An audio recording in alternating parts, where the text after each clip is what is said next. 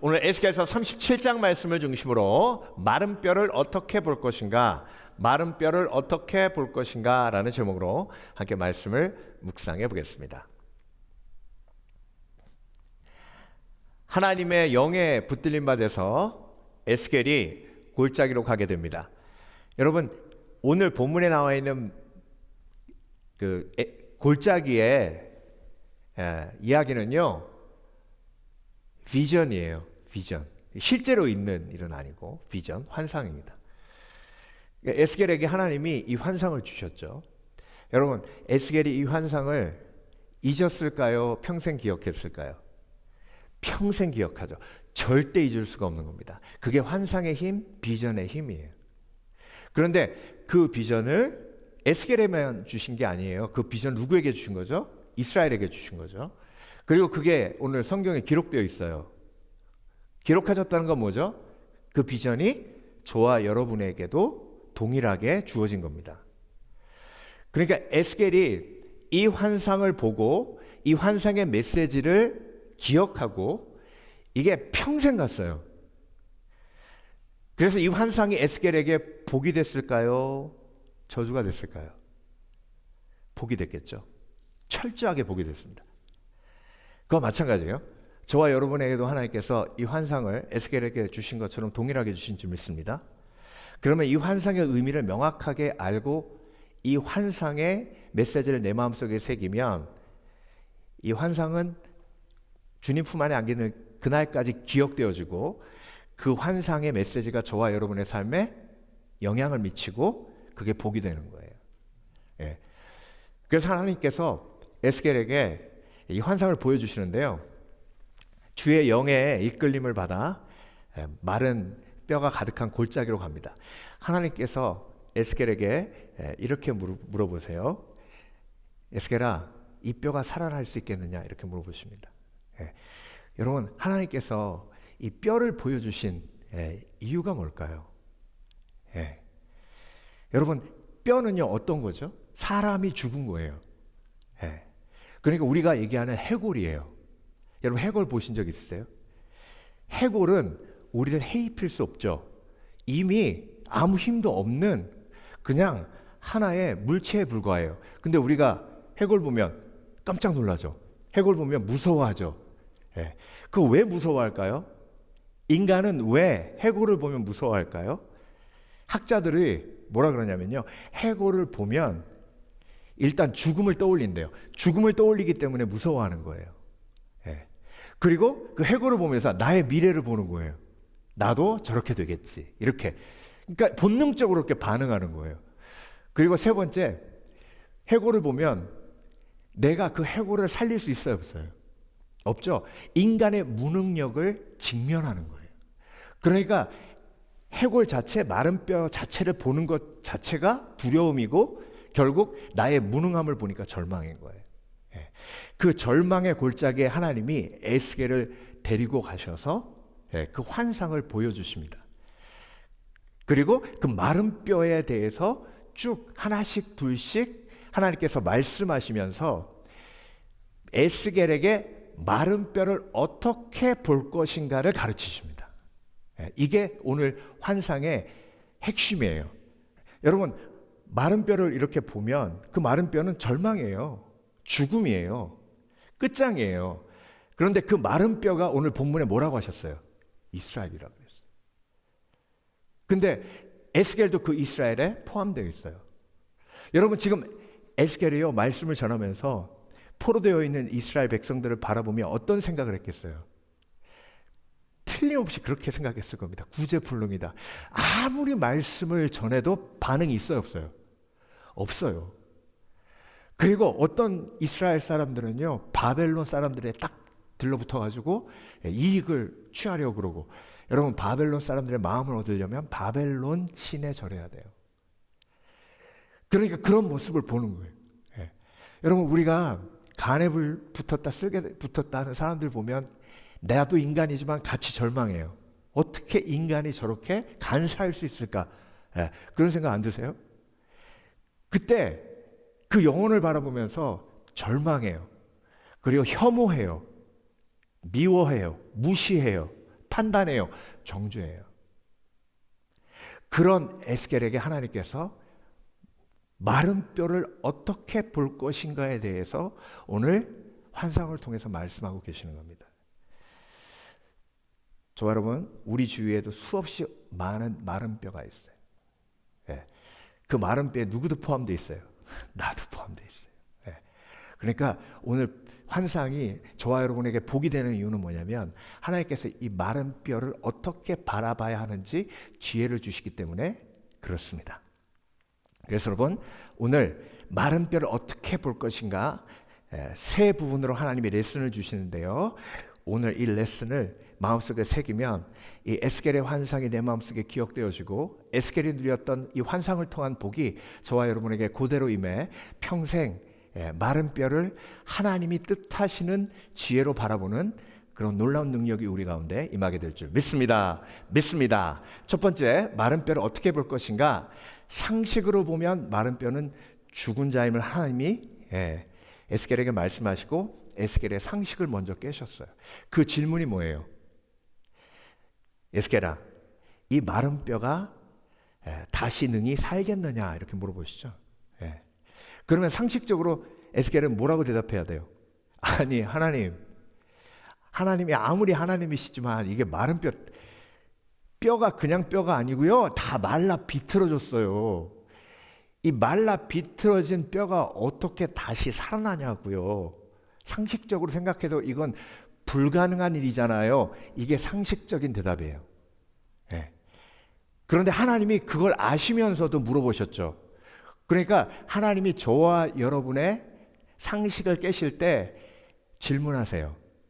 예수님이 오병이어의 역사 일으키실 때 제자들에게 뭐라고 물어보셨어요? 너희가 떡이 몇 개 있느냐 물어보셨죠.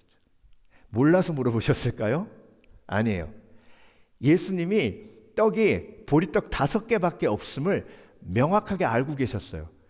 그런데 그 보리떡 5개로 5,000명을 먹일 수 없다는 그 상식을 깨시기 위해 그 질문을 던지신 거예요.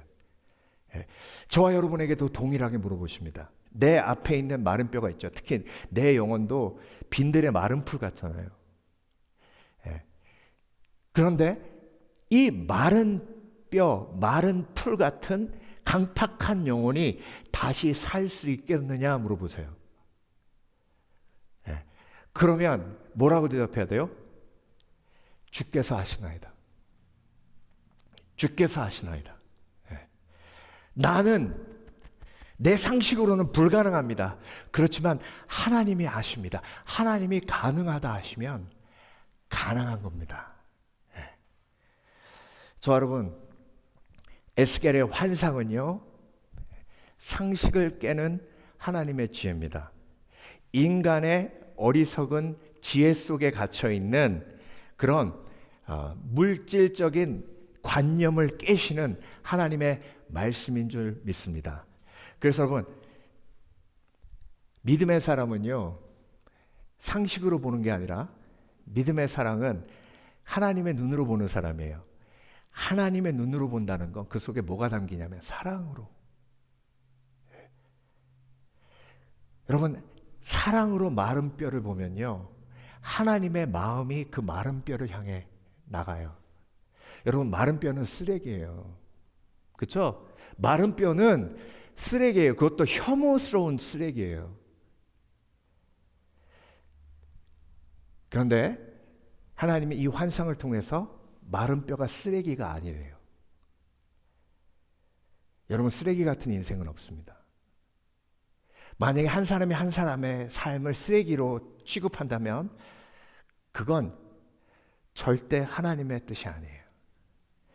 하나님은 마른 뼈도 하나님의 사랑의 능력으로, 믿음으로, 사랑으로 바라보기를 원하십니다. 그게 하나님의 능력이에요. 그래서 오늘 환상을 통해서 마른 뼈를 하나님의 눈으로 볼 수 있는 지혜를 우리 가운데 주시는 겁니다. 또 내게 이르시되 인자야, 이 뼈들은 이스라엘 온 족속이라. 그들이 이르기를 우리의 뼈들이 말랐고 우리의 소망이 없어졌으니 우리는 다 멸절되었다 하느니라. 이런 절망의 고백들이 나오는 대상이 마른 뼈들이에요. 그런데 그 절망의 고백들이 나오는 마른 뼈가 생명이 들어갈 수 있다는 거예요. 상식으로 보면 불가능해요. 상식으로 보면 절망이에요. 그렇지만 하나님께서 이 뼈가 다시 살 수 있겠느냐라고 물어보시는 건 하나님이 그 마른 뼈를 향한 계획이 있다고 말씀하시는 거예요. 저 여러분, 우리의 삶을 돌아봅니다. 나도 마른 뼈에 있을 때가 있었죠. 그렇죠? 복음 전하면 막 강하게 그 복음 전하는 사람한테 무안주기도 했고요. 그리고 예수 믿는 사람들 비판하고 판단하기도 했어요. 그랬던 마른 뼈인 나를 예수 그리스도께서 구원하시고 놀라운 하나님의 뜻을 내 삶 속에 이루어 가셨습니다. 저와 여러분이 그걸 잊지 않기를 원하시는 거예요. 마른 뼈를 바라보며 마른 뼈가 살아날 수 있다는 하나님의 가능성을 내 마음속에 담게 하시는 것이 오늘 에스겔서의 환상의 가장 중요한 메시지 중에 하나입니다. 나를 그 뼈 사방으로 지나가게 하시기로 본즉 그 골짜기 지면에 뼈가 심이 많고 아주 말랐더라. 이게 현실이에요. 이게 상식이에요. 내 눈으로 보는 광경이에요. 이 상식을 깨시는 하나님의 능력이 저와 여러분에게 오늘 동일하게 임하고 있는 줄 믿습니다. 믿습니다. 두 번째, 마른 뼈를 어떻게 볼 것인가? 믿음으로 보면 마른 뼈는 말씀이 필요한 영혼입니다. 말씀이 필요한 영혼이 마른 뼈예요. 말라 있어요. 그런데 하나님께서 에스겔에게 뭐라고 하시냐면요, 직접 하나님이 에스겔아, 내가 지금 이 마른 뼈에게 어떻게 하는지 너 봐라, 이렇게 하지 않으셨어요. 하나님이 뭐라고 하셨냐면, 에스겔아, 내가 너에게 말씀을 줄 테니 그 말씀을 대언해서 뭐 하라고요? 대언해서. 대언이라는 말이 오늘 본문에 7번 나옵니다. 말씀을 대언해서 그 마른 뼈에게 가서 이 말씀을 전해라. 이렇게 하나님께서 에스겔에게 말씀하십니다. 하나님께서 마른 뼈에게 명령하시되 너희 마른 뼈가 일어나 새살이 돋고 힘줄이 솟고 그리고 피부가 덮이고 일어나 생명을 얻어라. 명령하는 거예요. 이렇게 말해라. 그러면 그들이 살리라. 에스겔이 그 말씀을 듣고 그대로 가서 대언합니다. 그랬더니 마른 뼈가 일어나요. 그런데 오늘 본문에 그런데 그들에게 생기는 없었더라. 그렇게 하고 끝나죠. 그러니까 두 부분으로 하나님께서 나누신 거예요. 자, 말씀이 선포되었어요. 그랬더니 이제 점점 살아나기 시작했어요. 그런데 그 생명이 완전히 살아났어요? 아니에요. 완전히 살아나는 순간은 뭐가 임할 때예요? 생기가 임할 때예요. 그 생기가 오늘 본문에 뭐라고 하셨어요? 하나님의 영이라고 하셨죠. 그 생기는 성령이에요. 자, 그런데 하나님이 두 번째 대언의 명령을 하십니다. 에스겔아, 이제 생기에게 대언하여 이르되. 자, 이 부분이 중요한 거예요. 여러분, 생기는 성령이죠. 그렇죠? 그러면 지금 에스겔이 누구한테 대언하는 거예요? 성령께 대언하는 거예요. 뭐라고? 성령이여, 저 마른 뼈에게 임하소서. 이렇게. 그러니까 생기가 그 마른 뼈에 임했어요. 그래서 군대가 됐어요. 할렐루야. 이게 영적인 비밀이에요. 저와 여러분이요, 그래서 말씀을 대언하는 대언자로서의 부르심도 있지만 성령을 향해 대언하는 중보자의 부르심도 있는 거예요. 그러니까 여러분, 사도 바울이 손을 얹고 영혼을 위해 기도할 때 주여 성령을 주시옵소서, 성령 임한 줄 믿습니다. 사도행전에 나오죠. 그 대언의 부르심이 저와 여러분에게도 있습니다. 그러니까 여러분, 우리가 마른 뼈를 향해 말씀을 선포하지만 또 한편으로 마른 뼈를 향해 뭐라고 기도해야 돼요? 주여, 주께서 저 영혼에게 성령을 부어 주시옵소서, 성령이 임하게 하여 주시옵소서.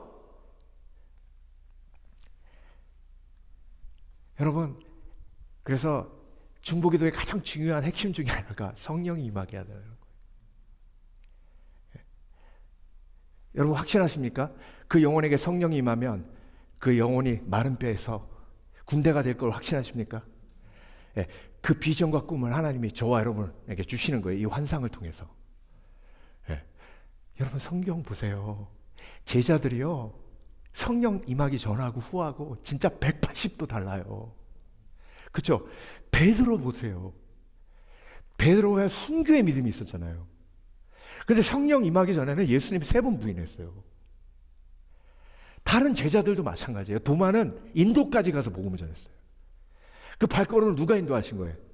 성령께서. 네. 그래서 여러분, 하나님은요 직접 마른 뼈에게 성령을 부어주실 수도 있어요. 그런데 그렇게 안 하시고 에스겔의 대언의 역할을 통해서 성령 임하게 하셨잖아요. 그 부르심이 여러분에게 있어요. 일단 저와 여러분이 마른 뼈였잖아요. 근데 성령 임했죠. 예, 성령 임하기 전하고 후하고 너무너무 다르잖아요. 예, 얼마나 달라요. 여러분 성령이 임하면요, 죄를 향한 구역질을 하나님이 허락해 주세요. 그게 무슨 얘기냐면요, 죄가 떨어지는 가장 중요한 그 현상 중에 하나가 구역질이에요. 그게 너무너무 더럽고 싫은 거예요. 그러니까 술 끊은 분들, 술만 입에 대면 구역질 나는 분들, 담배 끊은 분들, 담배 입에만 대면 구역질 나는 분들, 이거 100% 끊깁니다. 그렇죠? 이게 성령의 역사예요. 내가 교만한 말 했는데 그게 너무 구역질 나요. 내가 거기서 그 교만한 말을 왜 했을까? 정말 내 그 모습이 너무 구역질 난다. 구역질 난 사람은요, 더러운 거는요 쳐다보지도 않아요. 그게 성령께서 하신 일이에요. 예. 내가 그렇게 욕심 부린 거 너무 구역질 난다 진짜. 예. 내가 그때 그렇게 얼마나 이기적으로 욕심을 부렸는지 진짜, 그것만 생각하면 너무 그냥 소름 끼쳐. 그런 사람은요 그 죄가 뚝 떨어져요. 예. 그런데 죄가 아직도 좋아서 구역질이 안 나고, 한잔하면 술이 달다 이러면요 절대 안 끊어져요. 전 먹어본 게 아니라 제가 워낙 주위에서 그런 걸 많이 봐가지고 봤다고요. 그러면요 절대 안 끊어져요. 그게 성령께서 우리의 마음과 영혼을 주장해 주시고, 그게 성령 충만이거든요. 술 취하지 말라 이는 방탕한 것이니 오직 성령 충만함을 받으라 하셨잖아요.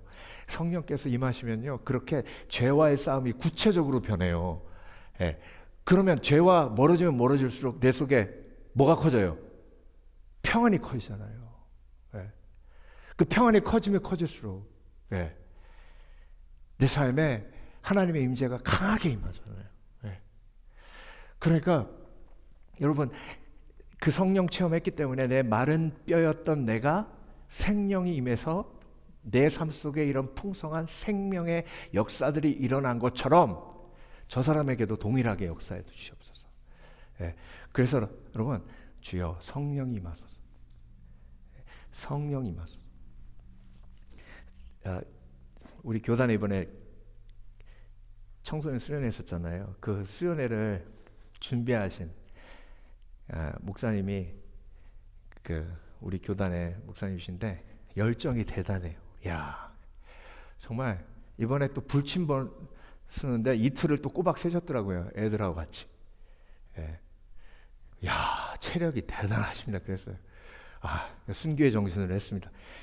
정말 그분 보면 그 순수한 마음으로 아이들을 사랑하는 그 열정이 대단하세요. 그래서 제가 목사님 그 열정이 참 대단하십니다 그랬더니, 이게 다 하나님의 은혜입니다. 목사님 제가요 얼마나 염세적인지 여겼는지 몰라요 그래요. 제 꿈에도 생각 못해. 목사님이 염세적이라고.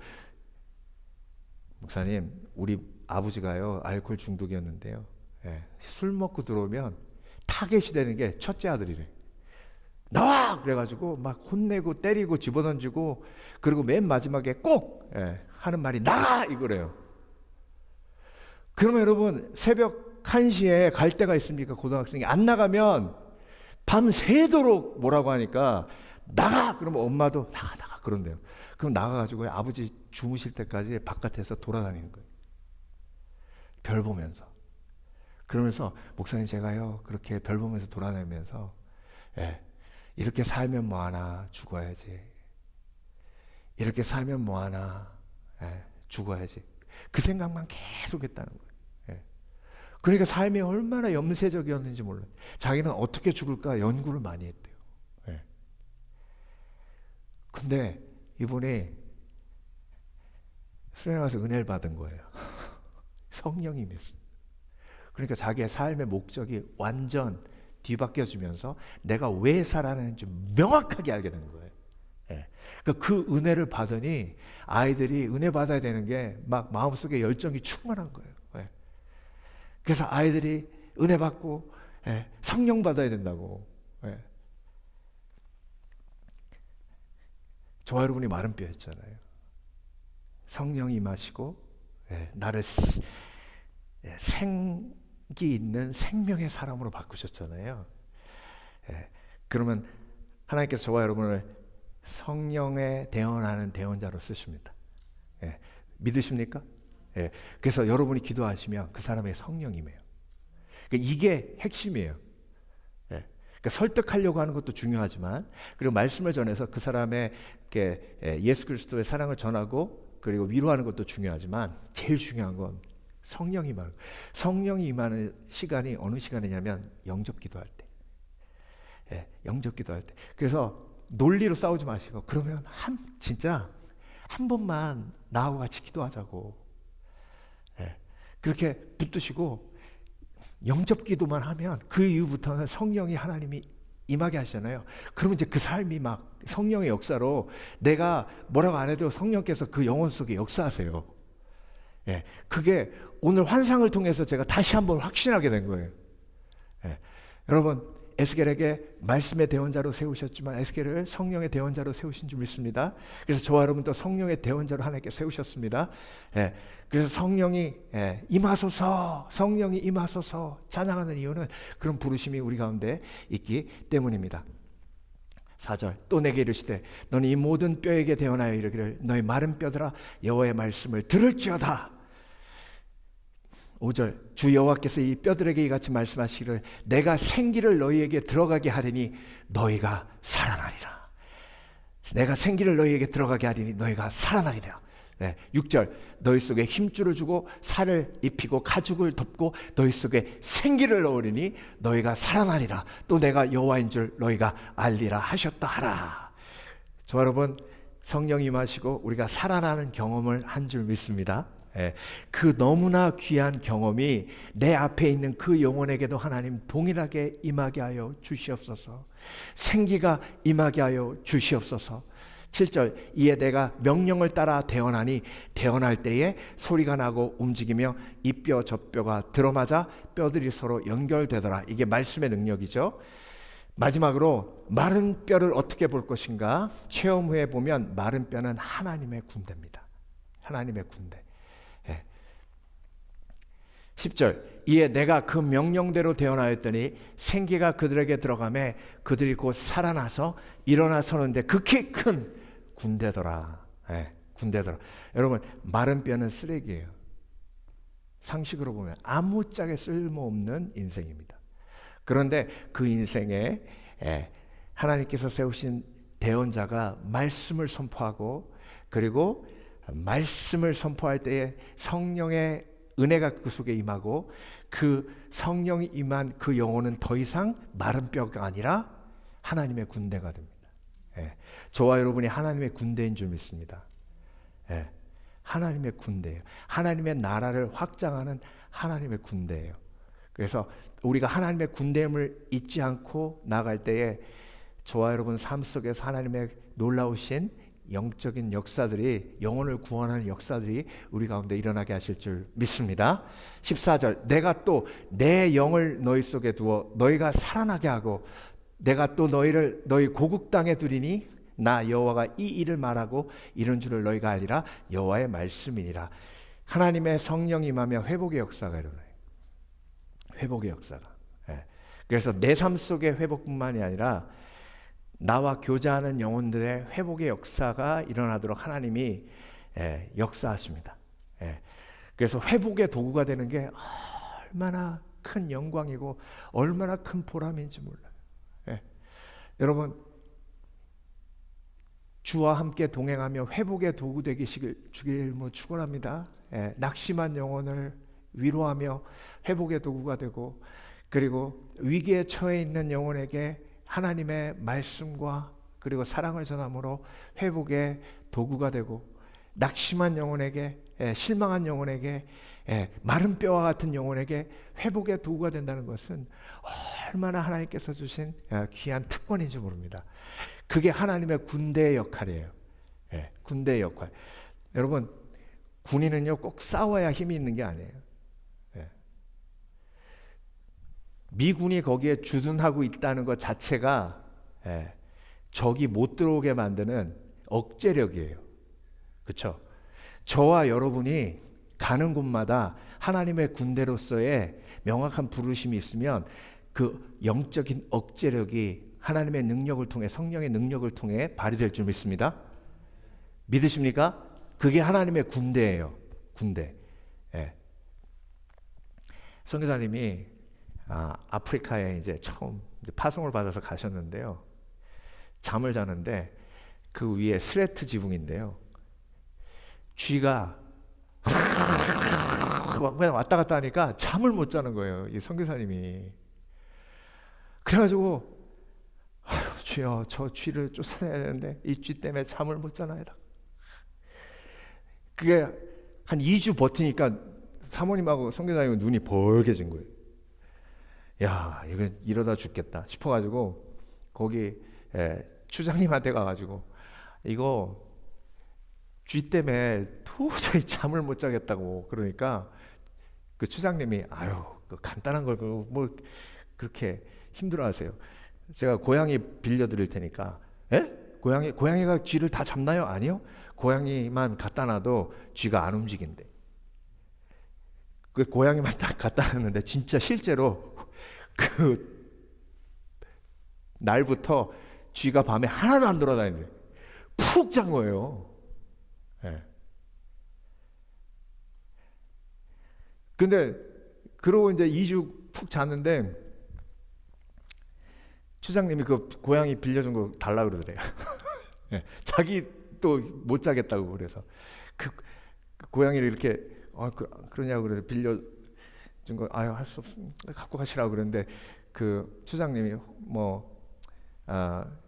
혹시 모르니까 이 인형이라도 한번 갖다 놔보시라고 주더래요. 그래가지고 고양이 인형을 거기다 갖다 놨대. 근데 여러분 그 쥐가 그 고양이 인형에 반응할게요, 안 할게요? 전혀 반응 안 하고 고양이 인형 갖다 놔도 계속 돌아다니더래요. 그 추장님이 나중에 그러더랍니다. 선교사님, 진짜가 필요해요. 우리는 진짜가 필요해요. 우리는 진짜 친구가 필요하다. 그거 깨닫게 하려고 그렇게 한 거예요. 진짜. 우리는 가짜 필요 없다는 거예요. 진짜가 필요하다는 거예요.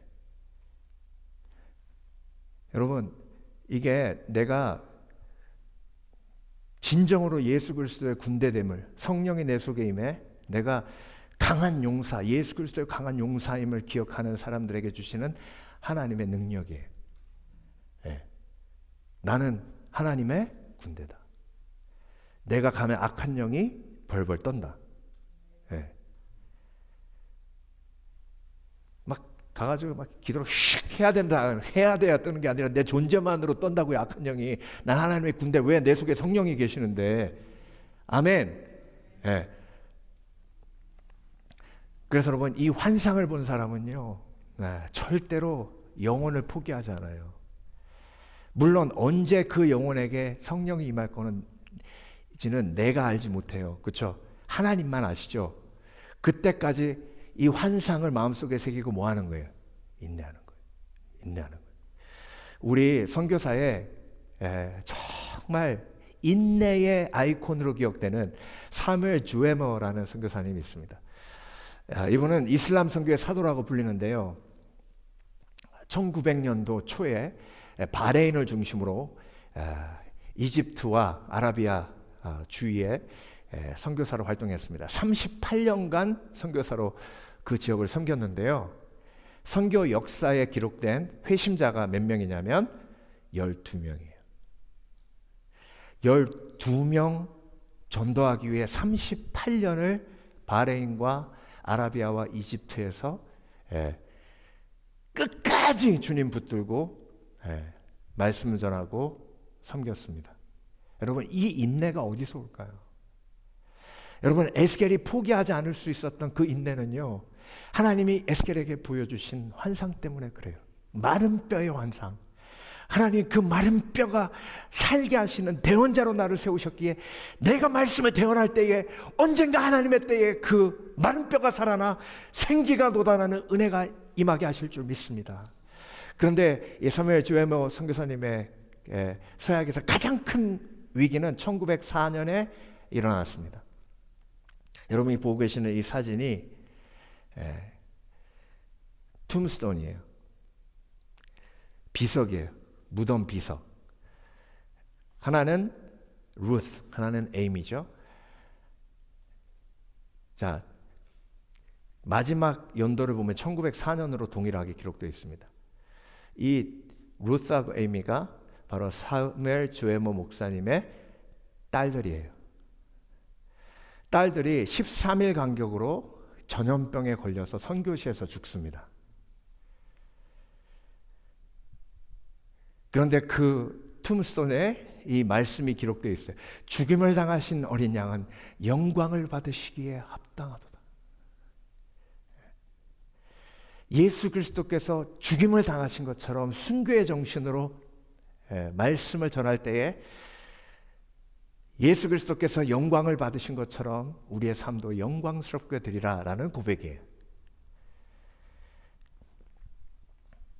저와 여러분, 우리를 인내케 하는 건 우리의 노력이 아니에요. 하나님의 말씀이고 비전이고 꿈이에요. 저와 여러분의 삶을 살아가며 실망하고 낙심할 때가 얼마나 많은지 몰라요. 그렇지만 마른 뼈였던 나를 말씀으로 세우시고 그리고 생기를 불어넣어 생명의 하나님의 자녀로 세우신 하나님의 그 뜻을 기억하며 그 환상을 보며 그 비전을 보며 인내하는 거예요. 그래서 여러분, 마른 뼈를 어떻게 볼 것인가 오늘 말씀을 마무리하며 다시 한번 내 영혼에 새깁니다. 여러분, 마른 뼈는요 하나님이 사랑하는 영혼이에요. 하나님의 말씀이 임하고 생기가 임하면 하나님의 군대가 되는 놀라운 하나님의 역사가 예비되어 있습니다.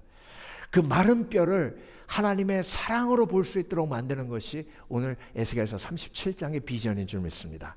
이 비전을 마음속에 새기시고 평생 주님 앞에 안기는 그날까지 마른 뼈를 바라보며 하나님의 뜻을 품으시는 복된 그리스도인 되시길 주의 이름으로 축원합니다. 축원합니다. 기도하겠습니다.